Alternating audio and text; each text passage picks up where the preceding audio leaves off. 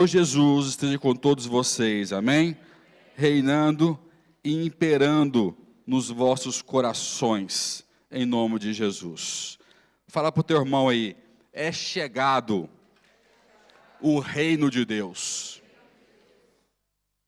Fala para o teu irmão, essa mensagem nunca vai ficar antiga ou antiquada. Sabe por que eu estou falando para você isso? Porque ainda em muitas vidas, essa mensagem de que é chegado o reino de Deus, ainda é apenas uma possibilidade, não uma realidade. E o nosso maior desafio não é saber que há uma possibilidade do reino de Deus estar na minha casa, do reino de Deus estar na minha vida, do reino de Deus governar a minha história, governar os meus passos, mas sim viver a realidade do reino de Deus poder me governar a minha casa, governar a minha igreja, governar a minha empresa, governar a minha história, governar as minhas escolhas. Quem pode dizer amém? O mundo tem sabido que há uma possibilidade do reino de Deus governar o mundo, mas não tem deixado o reino de Deus governar a história desse mundo. Então nós não podemos cansar ou tornar essa mensagem antiquada, velha ou fora de moda, porque essas duas coisas Deus mandou para a gente fazer. Vai de casa em casa e ministre a paz em cada casa. E informe a cada um deles que tem um rei na parada, tem um novo governante e veio para ficar. É chegado o novo reino e quem quiser vai receber esse governo na sua casa. Mas eu não vou invadir, tem que abrir o coração, tem que entender a cruz, tem que entender o propósito e tem que se entregar, tem que se arrepender e tem que doar o seu coração a mim e viver o projeto que eu desenhei para a vida deles. Quem entendeu e diz amém? E dê um aplauso bem forte ao Senhor. Aleluia. Aliança, nós estamos aqui, né, parabéns aí toda a equipe do pastor Marcelo e Cristiane, cadê eles? Não, pode ficar de pé, pastor, está lá atrás, vamos aplaudi-los, né, eles trouxeram o tema para nós, Casa dos Tabernáculos, estão lá atrás os filhos, olha que lindo o cenário, para trazer alusão à passagem onde Deus faz aliança, nós vamos ter toda uma continuação, como o pastor Johnny mencionou, então você não pode perder, e tudo começa com aliança. Eu quero ser o mais conciso possível, porque tem muita história aqui, tem muito conteúdo no capítulo, e é sempre um desafio falar de Êxodo, porque há muita simbologia por detrás de Êxodo, então eu preciso da sua máxima atenção, para que você compreenda a mensagem que está aqui por trás. Se você for levar tudo no literal, você não consegue entender a revelação que Deus quer nos dar, porque Jesus veio lá na frente para tornar tudo mais fácil de entender, mas tudo já era claro aqui atrás, em Êxodo, mas ninguém conseguia entender.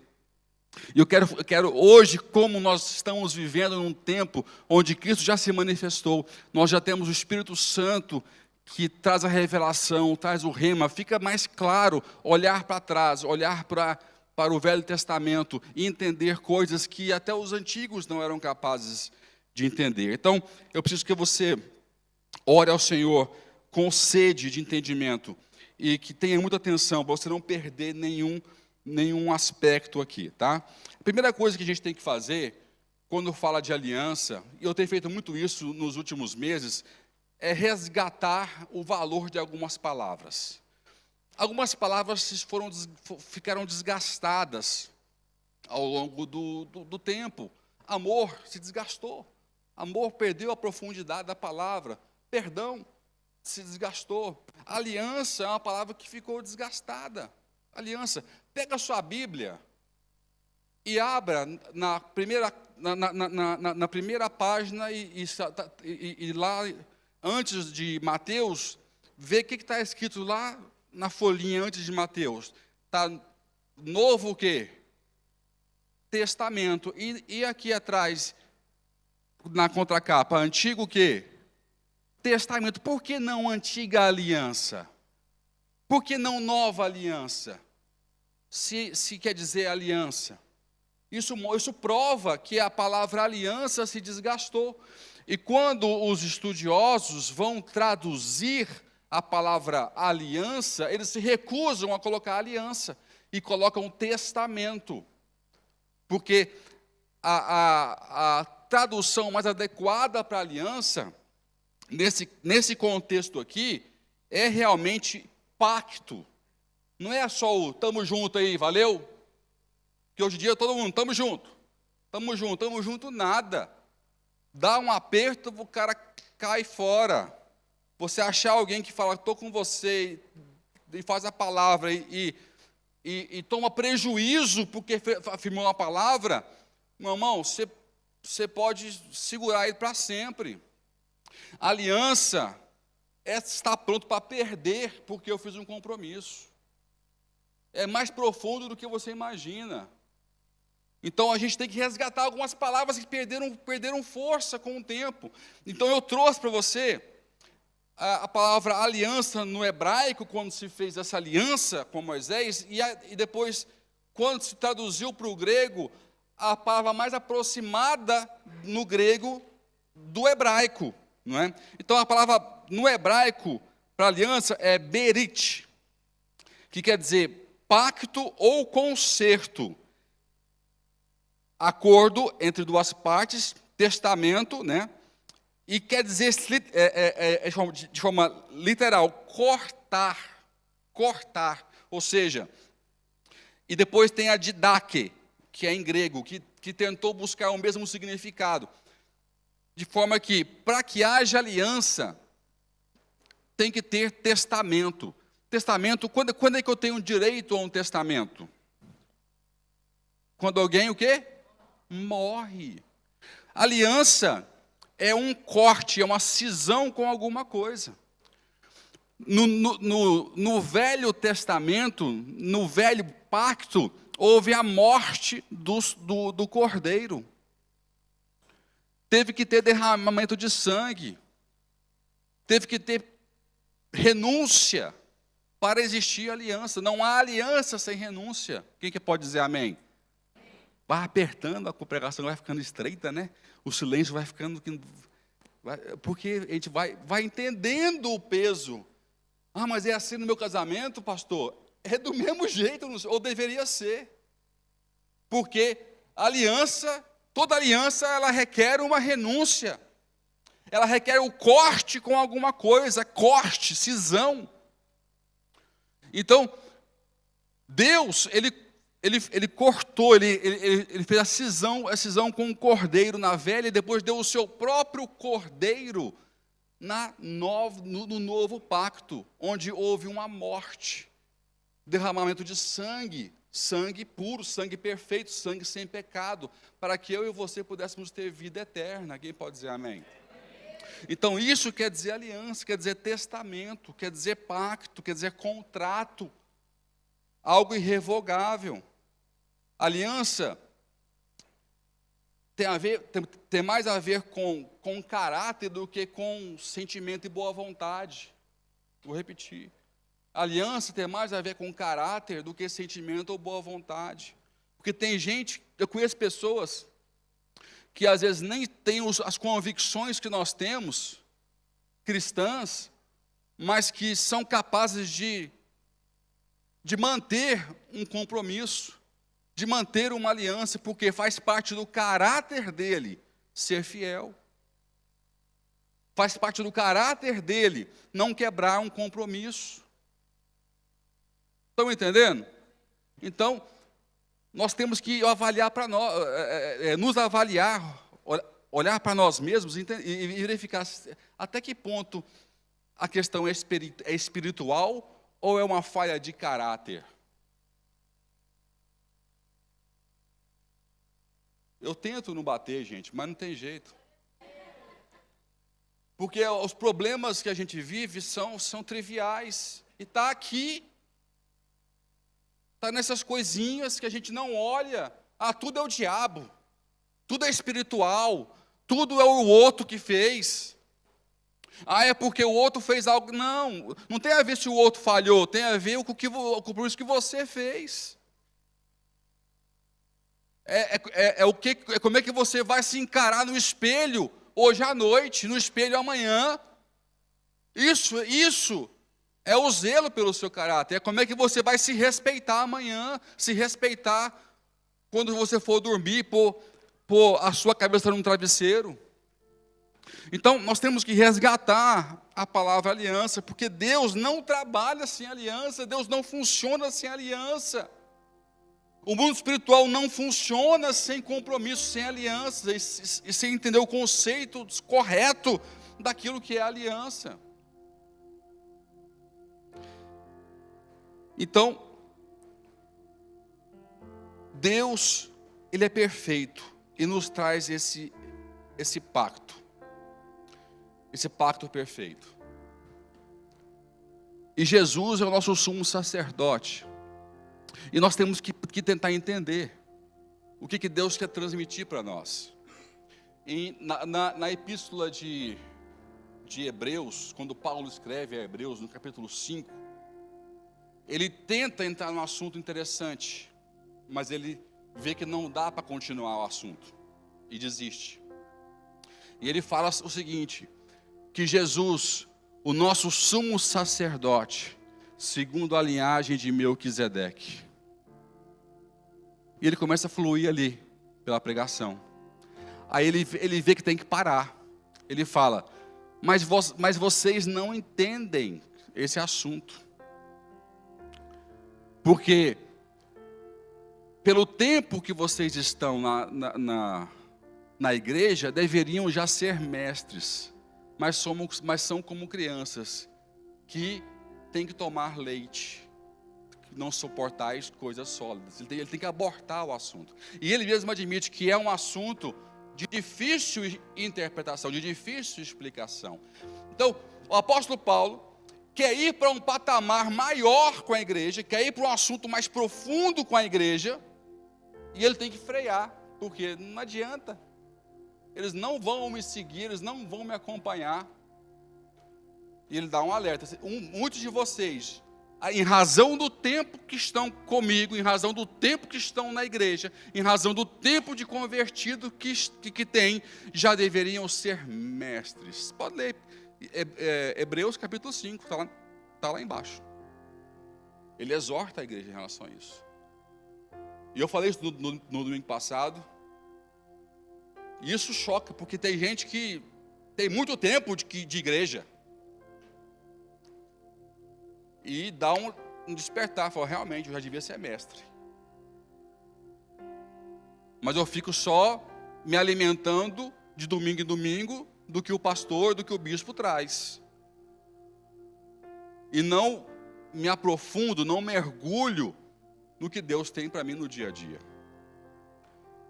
Então eu te desafio a mergulhar, a viver o profundo da revelação do Senhor, para que haja um crescimento, para que haja um desenvolvimento maior e mais intenso na sua vida. Você pode dizer amém? É muito gostoso quando isso acontece, né? Então, quando Deus faz uma aliança, a aliança, ela tem benefícios? Tem, mas também ela tem um preço. A aliança tem benefícios, imensos benefícios, mas toda aliança tem um preço. Ah, pastor, onde é que está a graça? A graça está na salvação.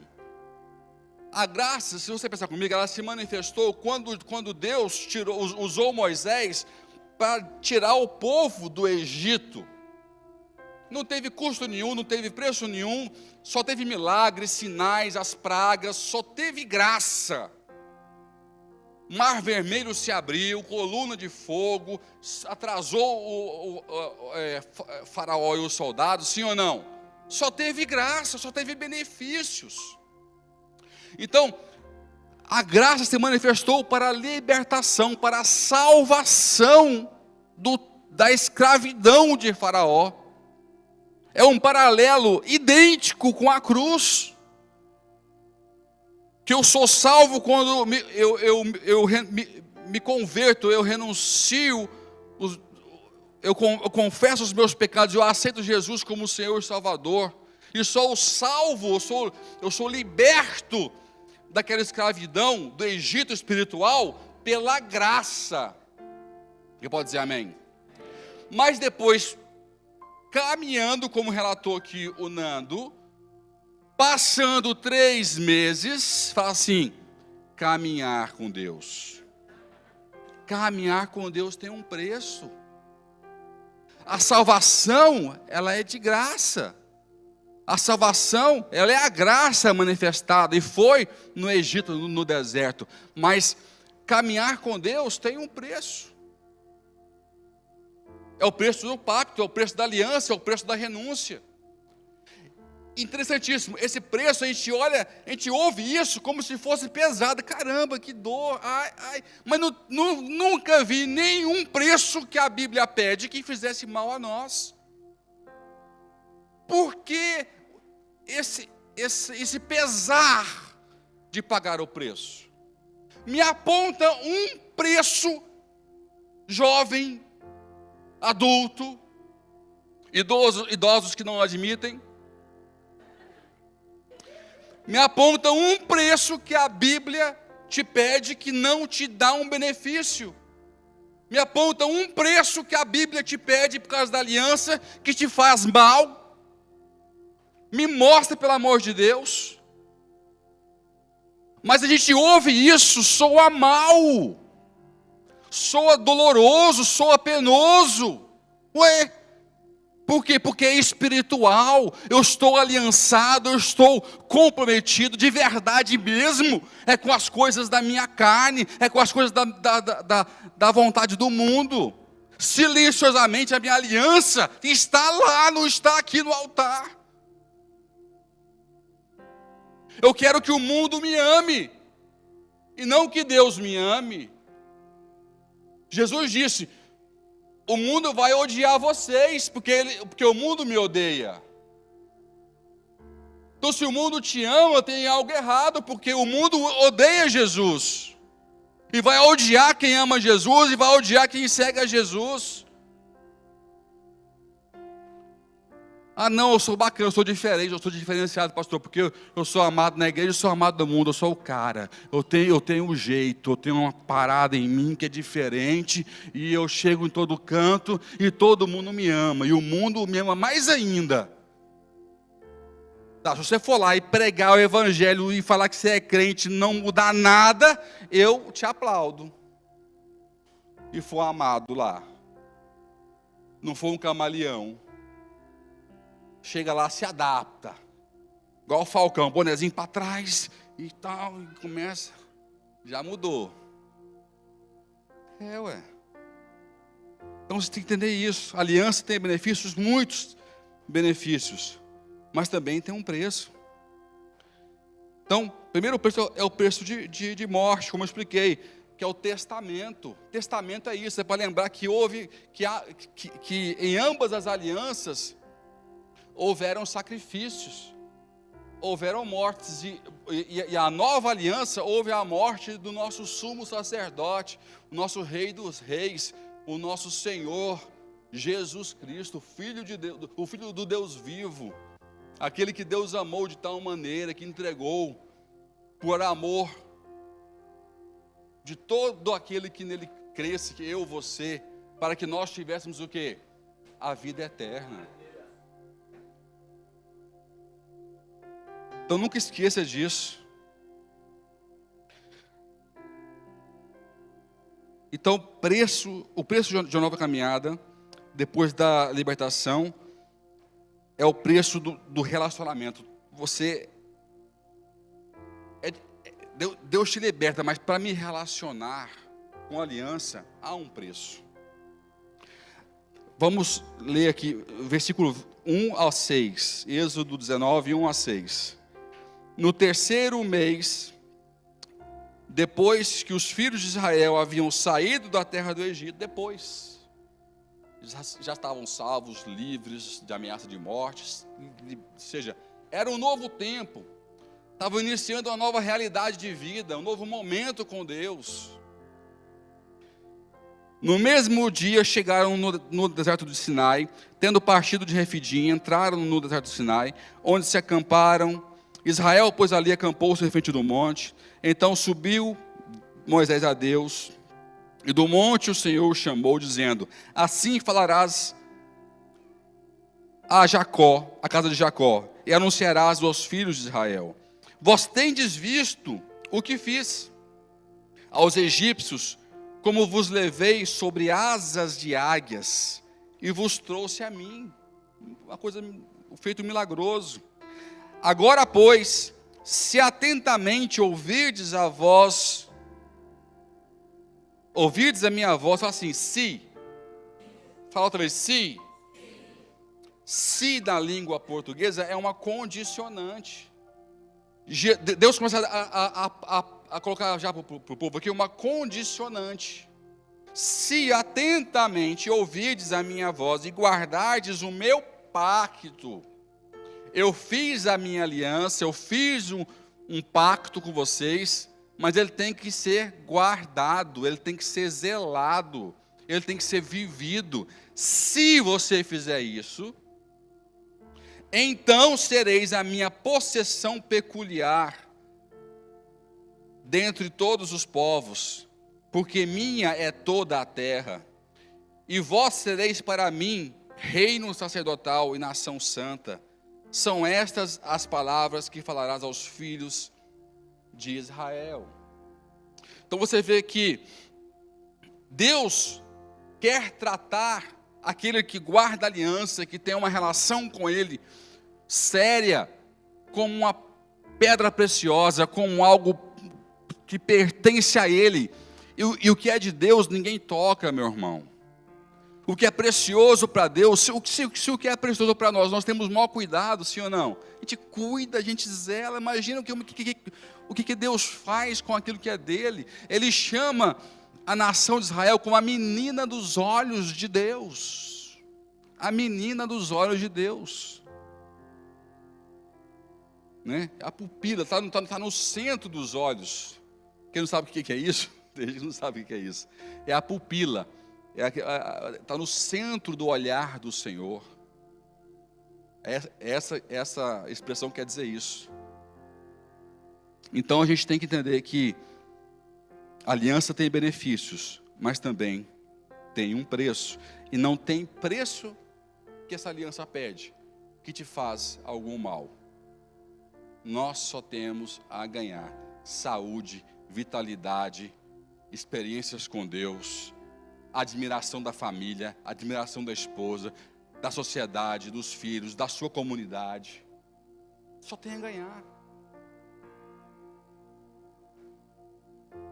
Me perguntaram uma vez, uma pessoa que estava fazendo teologia, o que era mais importante? Se era carisma ou se era caráter no âmbito da liderança. Falei, olha, carisma é uma coisa muito importante na liderança.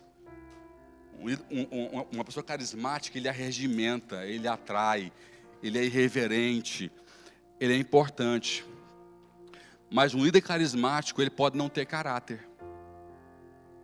Ele pode perder todo mundo que ele conquistou em curto, médio prazo. Para mim, então, é mais importante um líder de caráter, porque ele pode demorar a conseguir os seus discípulos, o seu rebanho, por não ter tanta carisma. Mas, inevitavelmente, ele vai ter o seu rebanho, porque a longo prazo todos vão conhecer o seu caráter.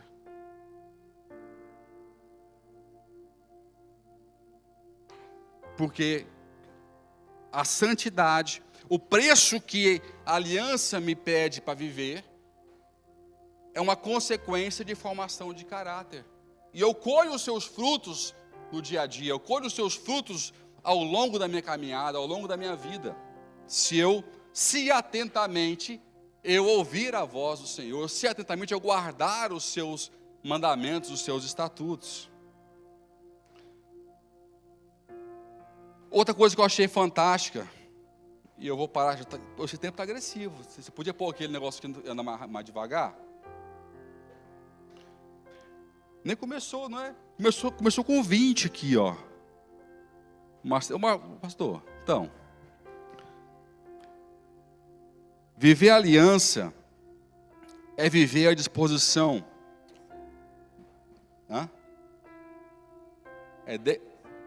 É crescente, mas está crescendo muito. Está multiplicando. E não para lá, ó. 40, 41.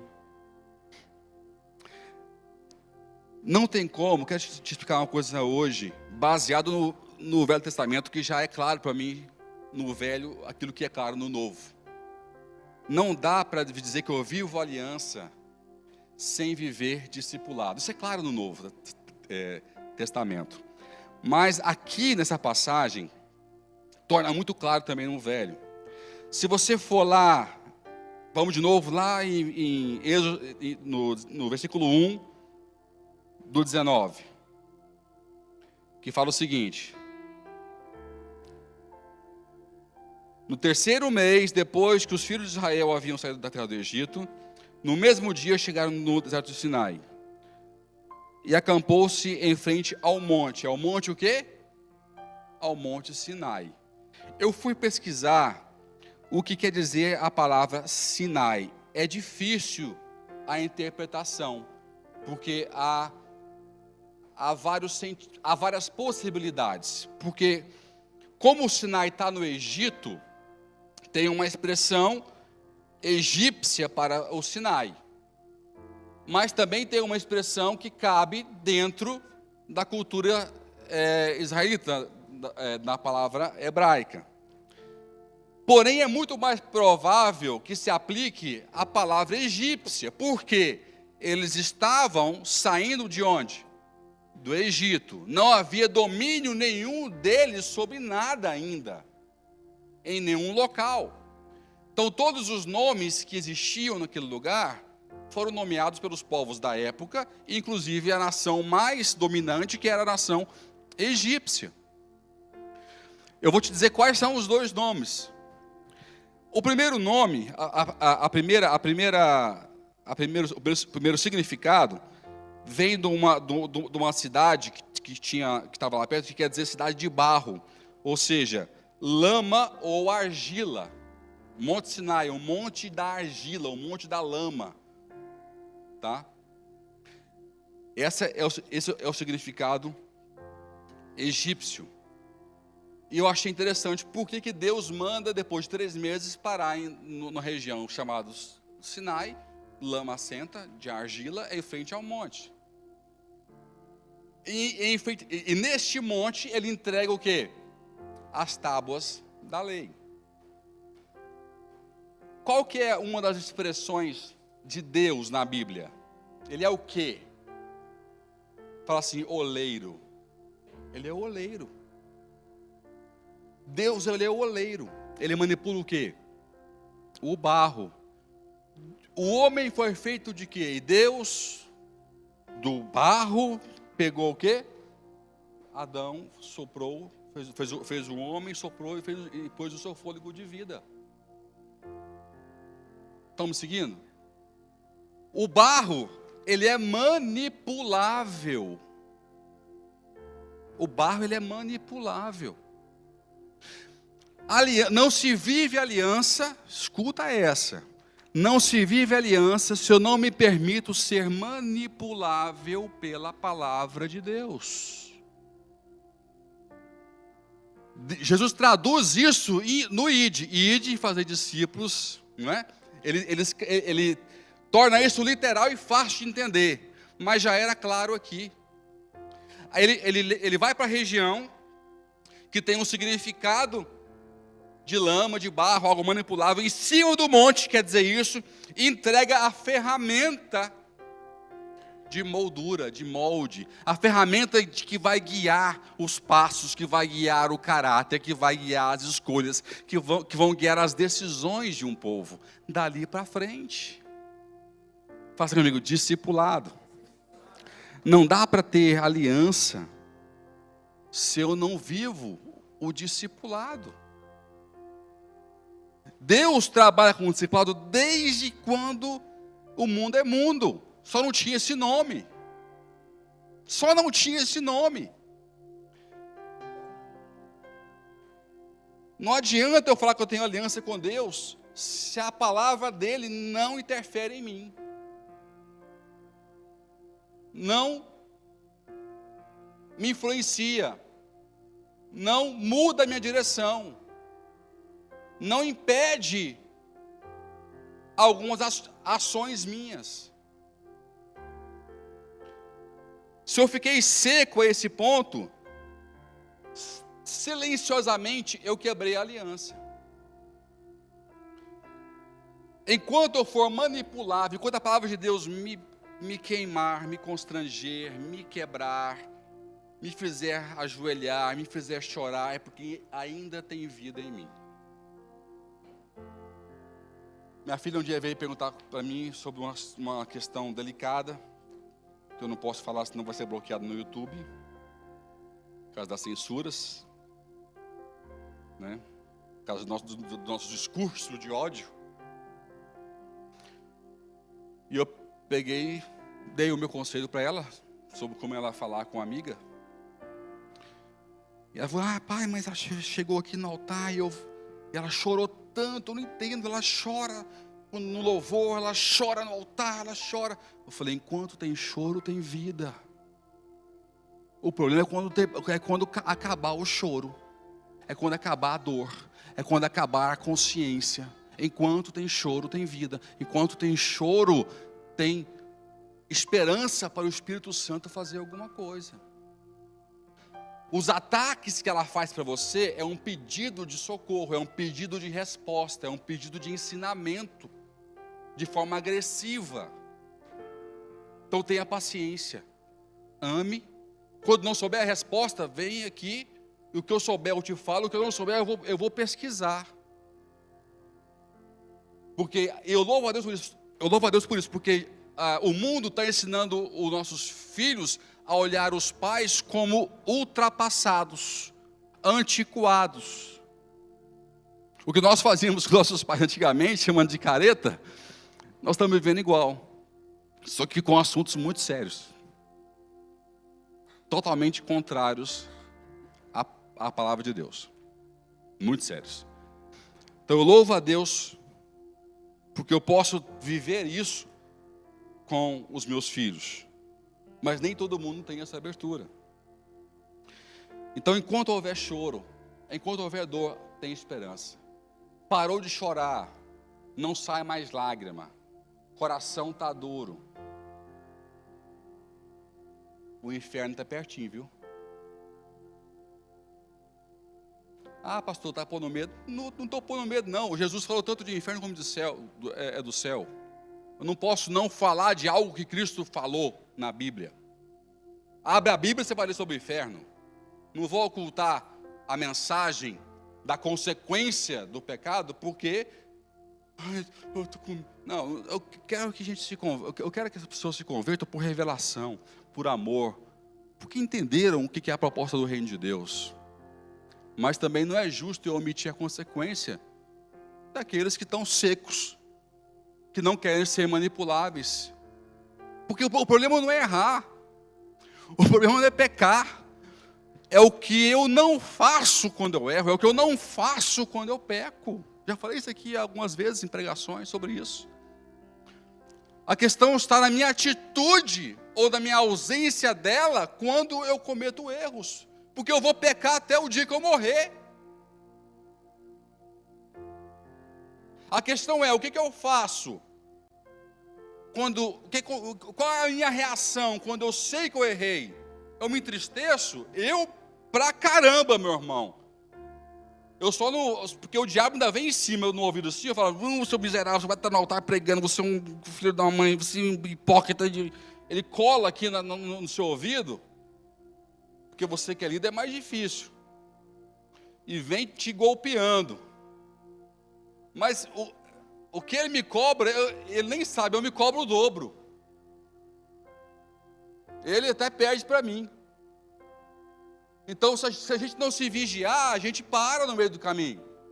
Mas, se soubermos levar isso de forma positiva, vai ter sempre conserto, vai ter sempre santificação, vai ter sempre chance de ir para o altar, chorar, adorar, pedir perdão, pedir ajuda, pedir conselho, pedir ao líder, ao irmão uma oração.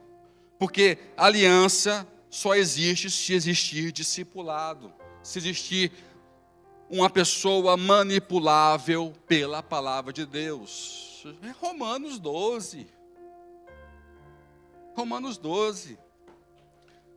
Ser renovado pela transformação do nosso entendimento. Não é? Hã? Amém? Então, ele é o oleiro e nós somos o barro. Nós temos que ser flexíveis. Se nós perdemos essa flexibilidade, eu já perdi o propósito, eu já quebrei essa aliança. Aliança, isso também está no texto, é permitir ter experiências com Deus nos diversos níveis que Ele proporciona. Você vê que nesse capítulo, Ele começa a se manifestar para o povo em níveis. Em níveis. Faça comigo, níveis. Não acha você que Deus vai chegar com você, bater um papo com você amanhã. E aí, João, beleza? Beleza, senta aqui, toma café. Não é assim. Ele começa a trabalhar com você em níveis. Em níveis. E você vê que, como é que são os níveis que ele começa a se manifestar? Primeiro, ele começa como? Pelos profetas. Êxodo, capítulo 19, 7. Veio, pois, Moisés, e tendo convocado os anciãos do povo, expôs diante deles todas estas palavras que o Senhor lhe tinha ordenado. Deus fala com Moisés. Isso tudo está num capítulo só, gente. Deus fala com Moisés. Ele fala, vai lá e fala para o povo. Então, o primeiro contato que o povo tem com Deus, intenso, é através dos seus profetas, dos seus pastores, dos seus líderes. Se você não passar pelo crivo da humildade de ouvir um outro homem falho como você não vai chegar no último nível mais intenso de comunhão com o Senhor. O primeiro nível é esse. Aí eu não vou ouvir homem, eu não vou ouvir, ele é falho como eu. Sim, e daí? Nós somos falhos. Essa é a beleza do Evangelho. Identificar algo divino em alguém falho. Reconhecer que há uma revelação maior em alguém que humanamente não é capaz de ter essa revelação. É reconhecer a divindade do Senhor sendo manifestada numa pregação, num conselho, em um abraço, em um momento, em pessoas que Deus levanta, que Deus usa. Estão me entendendo?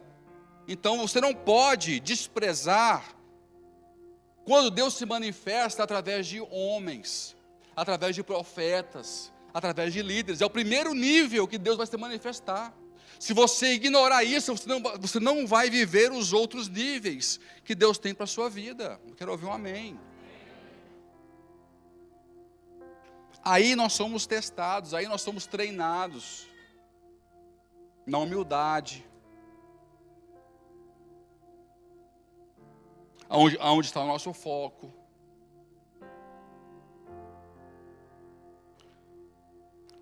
O segundo nível que ele nos dá, depois que nós passamos por esse nível, eu dei crédito, eu identifiquei que Deus falou, está falando pelo profeta. E não só, eu ouvi o profeta, mas senti a unção, senti a presença, senti a autoridade. Eu senti algo espiritual quando o homem de Deus falou.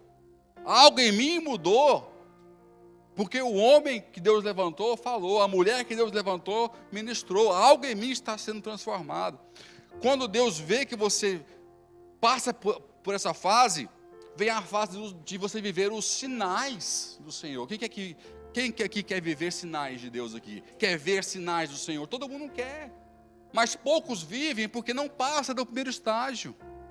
não se relaciona com o primeiro estágio. Como eu preguei no domingo passado, quando o rei mandou a carta para o rei de Israel, pedindo para Naamã ser curado, o rei Ciro ignorante, manda para o rei de Israel, que cure o Naamã. Ele fala: acaso sou Deus para curar alguém? E rasga suas vestes. E Eliseu manda o recado: por que você rasgou as suas vestes? Deixai-o vir a mim, e saberá que existe profeta em Israel. Ele não está mandando um recado só para Naamã ou para o rei da Síria, ele está mandando um recado para o rei de Israel. Você, rei de Israel, que esqueceu que tem um profeta na sua casa, que esqueceu que Deus usa um profeta, um homem de Deus na sua casa, e desesperou antes de falar comigo, você vai saber também, não só você, Naamã e o rei dele, vai saber que tem profeta em Israel, porque você esqueceu e desesperou, rasgou as vestes. Está lá, e saberá, é para o rei a frase, saberá que há profeta em Israel. Aí ele todo desesperado, o rei está arrumando uma situação contra mim, que quer entrar em guerra. A falta de visão, a falta de relacionamento com o profeta, muda a minha percepção de mundo. Eu vejo problema, onde Deus quer pôr uma solução. A chance de uma aliança entre países, quase virou uma revolução e uma guerra. Por quê? Porque não havia comunhão com o profeta, havia um desconhecimento, uma falta de comunhão, de fé, de conhecimento do que Deus podia fazer através de Eliseu, naquele rei. Então isso é muito sério. Então nós não vamos ver sinais se isso não acontecer. Aí no verso 9 fala o seguinte: então disse o Senhor a Moisés: eis que virei a ti em uma nuvem espessa, para que o povo ouça, ver e ouvir. Sinais, ver e ouvir, para que o povo ouça quando eu falar contigo. Sinais que validam o profeta. E também para que sempre te creia. Ele está pondo claro aqui, para que sempre te creia. Ele está mostrando para o povo sinais, deixa claro que ele está se manifestando e validando o Moisés para que o povo sempre creia nele como profeta. Fala assim comigo: sinais. Fala assim: profetas, sinais. São níveis de experiências com Deus. Deus quer me levar a todos eles. Porque Moisés tinha anunciado as palavras do seu povo ao Senhor. E Deus não para aqui não. Quem que quer ouvir a voz do Senhor? Certeza? Ficou mais fraco o amém. Está vendo? Certeza já vai diminuir o amém. Porque dá um medão, cara. E está aqui relatado. Versículo 19. E crescendo o sonido da buzina cada vez mais, Moisés falava e Deus lhe respondia por uma voz. Capítulo 20, versículo 18. Depois de Deus dar para Moisés os mandamentos, ele começa a falar com Moisés: olha, agora eu vou falar com o povo, vou para o outro nível, eu vou falar para o povo ouvir, sem você estar na frente. Foi a única vez, eu nunca vi isso mais na Bíblia. Foi a primeira e a única vez que Deus tenta fazer isso, porque ele não consegue. Ora, 20 e 18. Ora, todo o povo presenciava os trovões, e os relâmpagos, e o sonido da buzina, e o monte a fumegar. E o povo, vendo isso, estremeceu e pôs-se longe. Deu um passo atrás. Viu que o negócio ia ficar sério. aquilo que eles tanto ambicionavam, que era ouvir a voz de Deus, na hora do vamos ver, eles, tenho certeza não sei se eu quero ver não. E foi subindo, foi dando passo para trás. E disseram a Moisés: fala-nos tu mesmo, e ouviremos, mas não fale Deus conosco, para que não morramos. Mas a vontade de Deus é realmente que nós possamos ouvir a sua voz, é o próximo nível. Nós não podemos dar um passo atrás, pode dizer amém? Vocês conhecem a história. Moisés depois sobe, fica 40 dias no monte e 40 noites, sim ou não? Deus dando instruções para ele, para como é que seria o tabernáculo, como é que seria os utensílios, conversando com ele, face a face, passo a passo. Até que ele fala: Moisés, pode descer, o povo corrompeu. Pôs uma pressãozinha em Arão, olha, Moisés já era, vamos arrumar um Deus, faz aí um bezerro e vamos adorá-lo. Eu te pergunto, vamos fazer aqui um exercício, que eu não posso provar, não está na Bíblia, mas vamos fazer um exercício. Possivelmente, se o povo não desse um passo atrás e tivesse ouvido a voz do Senhor, seria tão marcante aquela experiência. Será que eles teriam tido essa atitude de fazer um bezerro de ouro? Porque demorou, na concepção deles, demorou um pouquinho mais, Moisés? Talvez não, na minha opinião, talvez não. Porque seria muito marcante. Porque eu dei um passo atrás, e algo que Deus queria realizar, eu me sujeitei a fazer algo errado, alguns dias depois. Nunca dê um passo atrás, quando Deus te chama para dar um passo à frente. Nunca dê um passo atrás, quando Deus te chama para dar um passo para frente. Em nome de Jesus. Eu tive uma experiência, eu não sou uma pessoa de muitas visões, eu não sou muito espiritual. Sou espiritual, mas não no conceito de que muitos entendem que tem que ver anjo todo dia, né? Tem que ter sonho toda hora, né? Eu não sou assim, tá? Não sou assim. Mas Deus fala comigo, da minha maneira, mas não com a frequência que eu invejo algumas pessoas. Que Deus fala assim: fulano, acorda, está atrasado. Você dormiu de novo, gente? Acorda. Ó, tá na hora de almoçar, hein? Você vai ficar com fome, vai dar dor de cabeça. Tem gente que Deus fala pra caramba, eu não ponho em causa não, mas eu fico com inveja santa, que comigo não é assim não. Mas Deus fala comigo, eu fico satisfeito quando Ele fala. Mas as poucas experiências que eu tive com Deus sempre foram muito intensas. Tanto em sonhos, como em momentos proféticos, em visões. E uma delas foi um sonho que eu tive há um tempo atrás, talvez uns 12, 13, 14 anos atrás, onde nesse sonho eu estava dentro de uma casa. Mas a casa tinha o telhado, né? Não o telhado, como é que fala?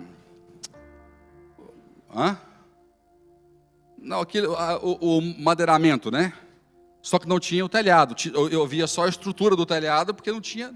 Eu via o céu, não tinha o telhado. Tinha só as vigas e tal. Né? A cobertura do telhado era só o céu. Não tinha cobertura, a cobertura era o céu. Mas tinha essas vigas. E nas vigas tinha um olhinho de unção, esquecido assim na viga, assim, esquecido na viga. E eu peguei, eu estava assim embaixo, e eu estava pregando, passava algumas pessoas na rua, e eu olhei para esse óleo, e Deus falava no céu, mas não era uma voz normal, uma voz que não me assustava.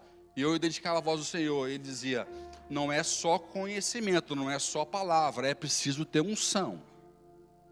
Aí eu pegava, eu ouvia, ele falava assim, eu repetia essa palavra para quem eu estava pregando.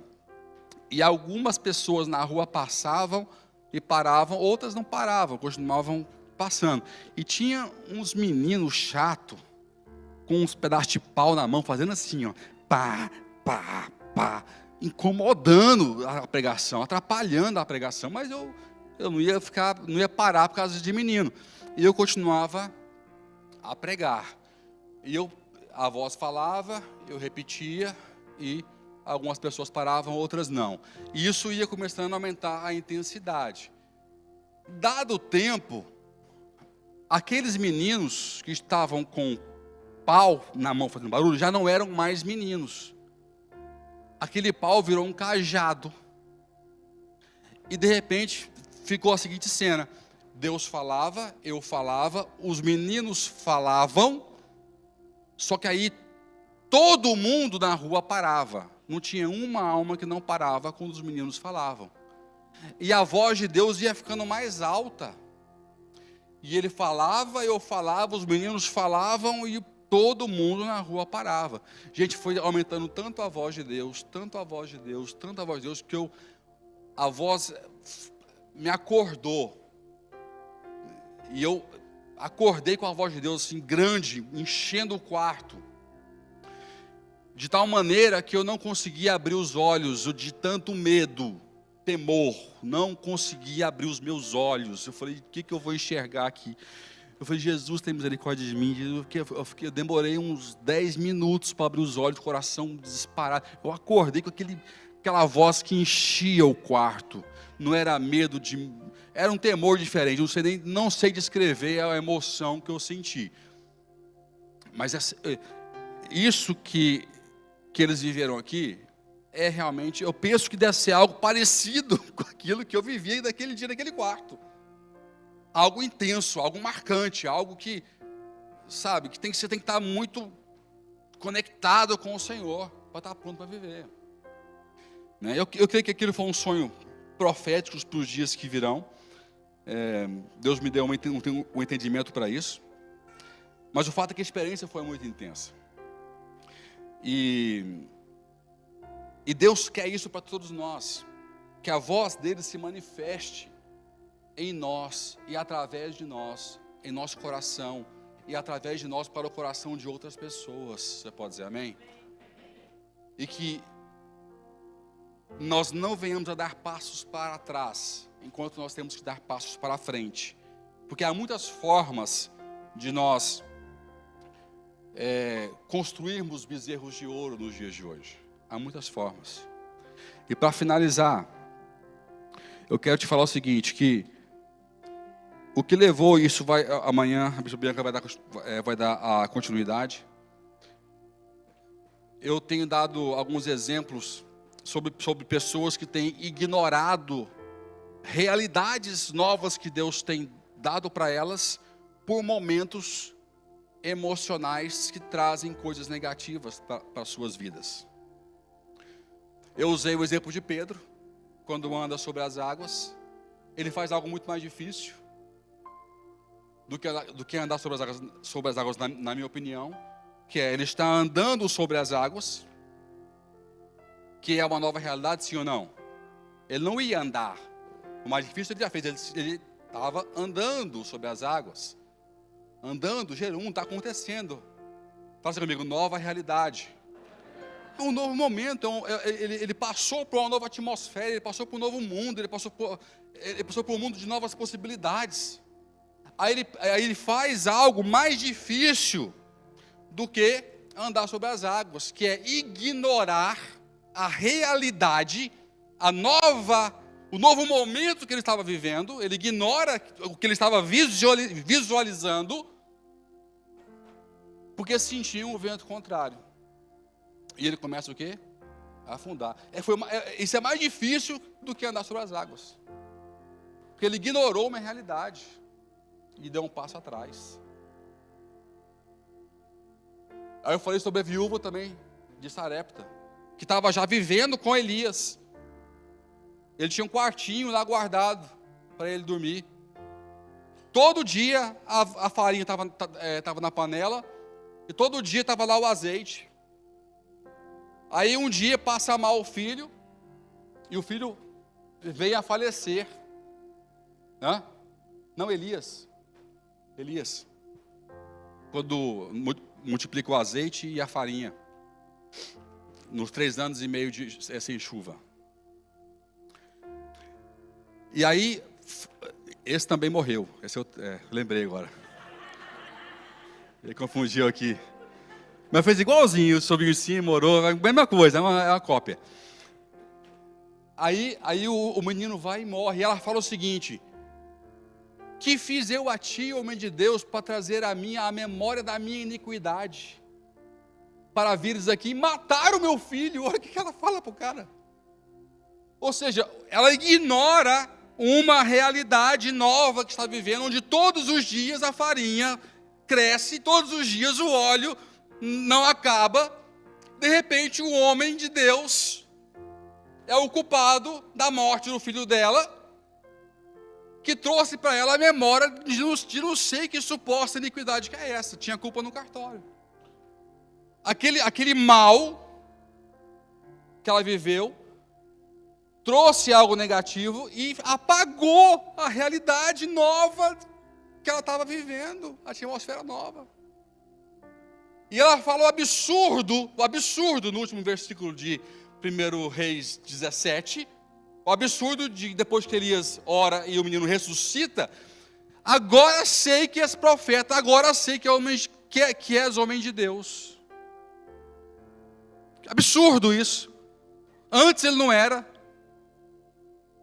Aí você vê aqui o povo igualzinho. Vê o mar se abrir, Deus se manifesta em coluna de fogo, coluna, sonido, voz, tudo acontece.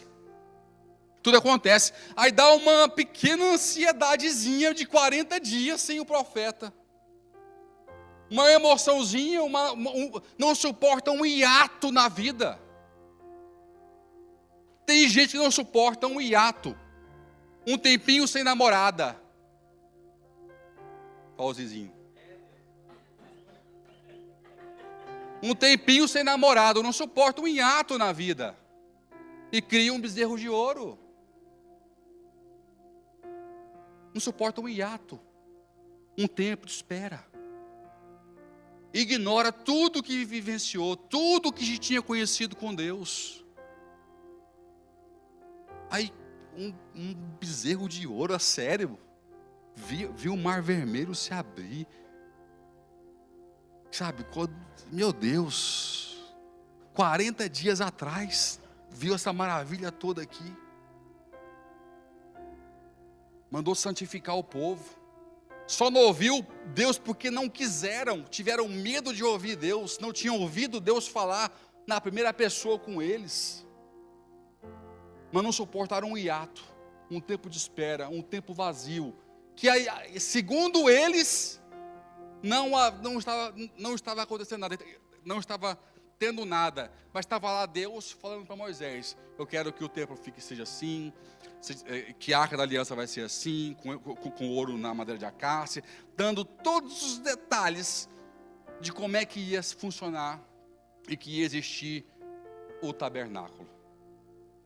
Deus trabalhando com detalhe, com a visão do profeta, para a geração futura daquele povo que não soube esperar aquele tempo, que eles achavam que ele estava em silêncio.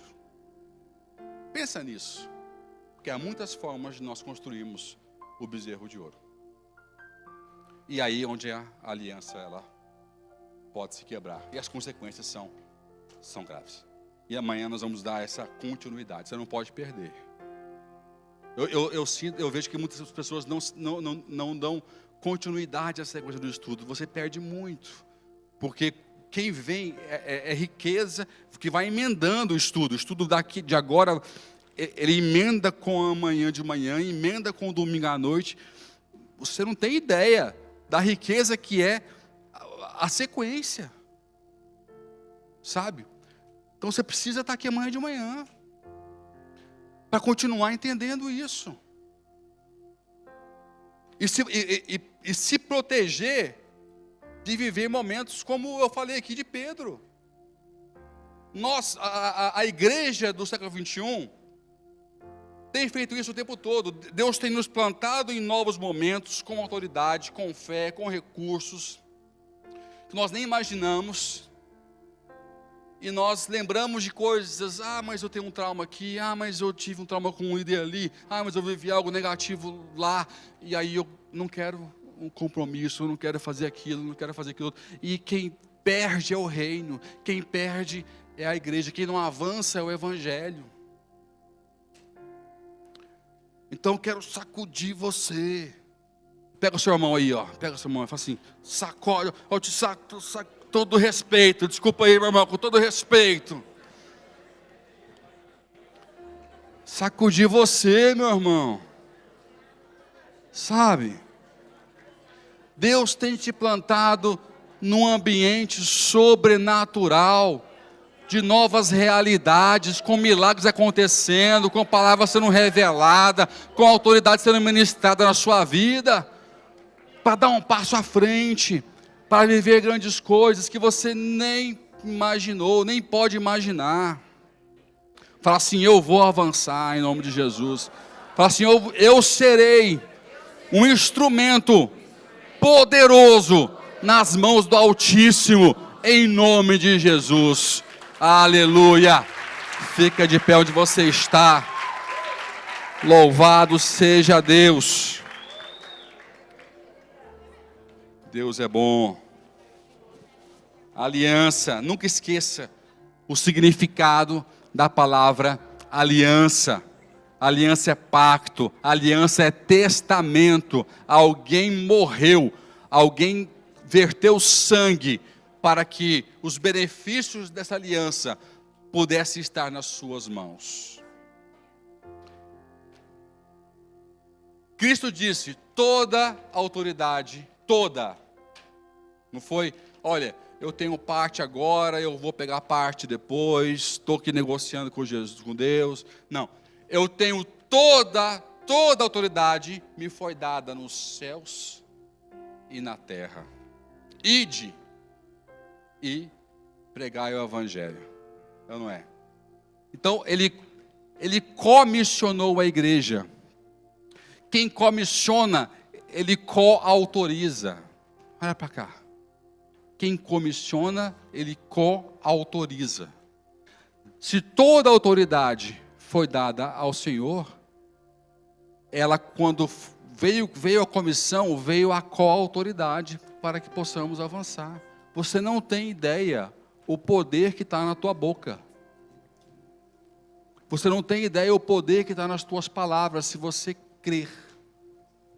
Eu dei o exemplo aqui, eu tenho que encerrar, misericórdia.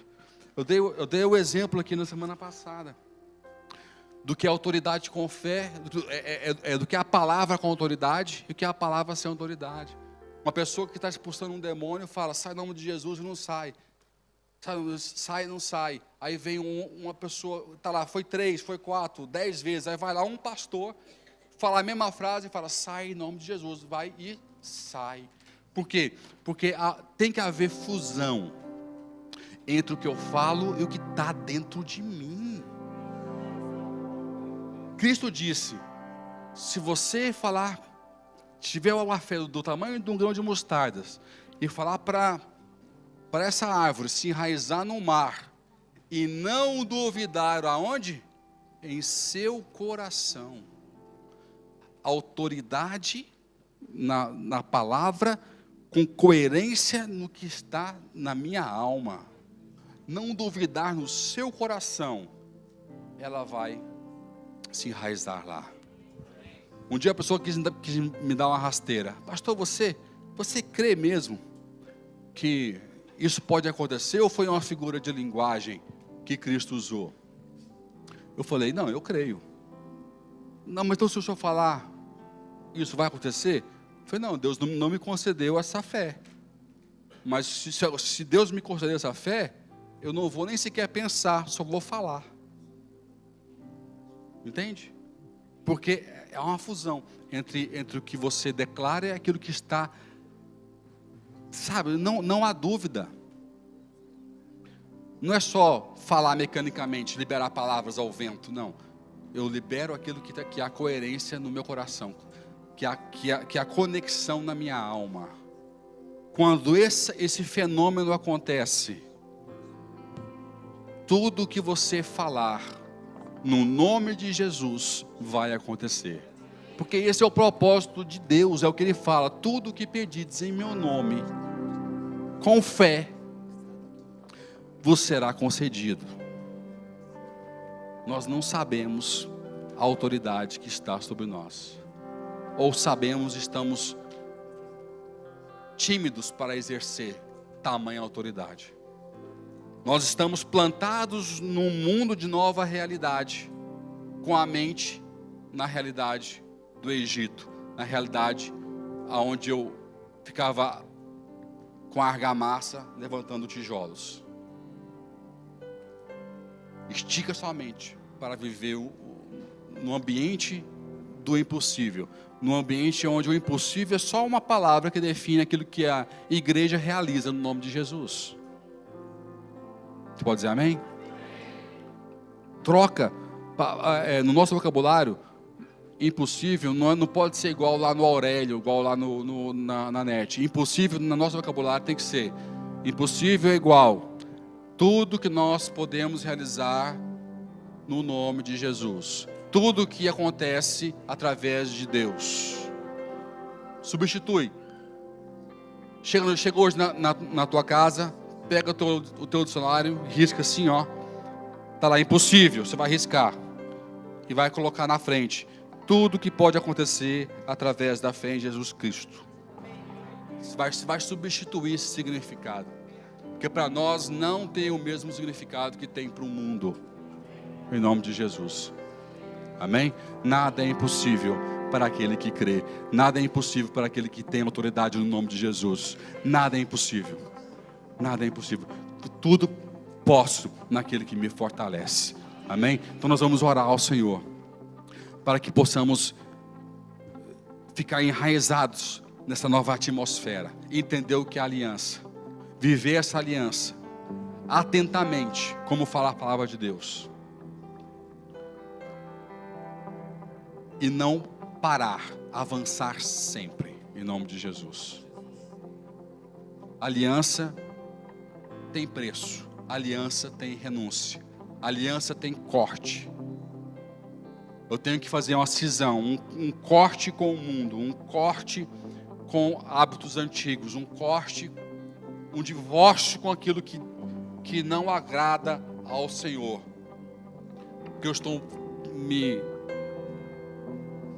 conectando a uma nova realidade, ao novo ambiente, dentro dos critérios, dentro dos valores que Jesus Cristo respeita, que Jesus Cristo me ensina, que Jesus Cristo valoriza.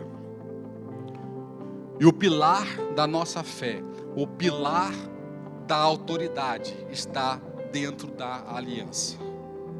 Então, que você hoje possa renovar, fortalecer a sua aliança. E sair daqui consciente, não só de quem você é, mas das grandezas que você pode realizar no nome de Jesus. Nunca dê um passo atrás, quando Deus te chama para dar um passo à frente, em nome de Jesus. Amém? Feche seus olhos, comece a orar, fale com Deus. Vamos tocar aqui um louvor.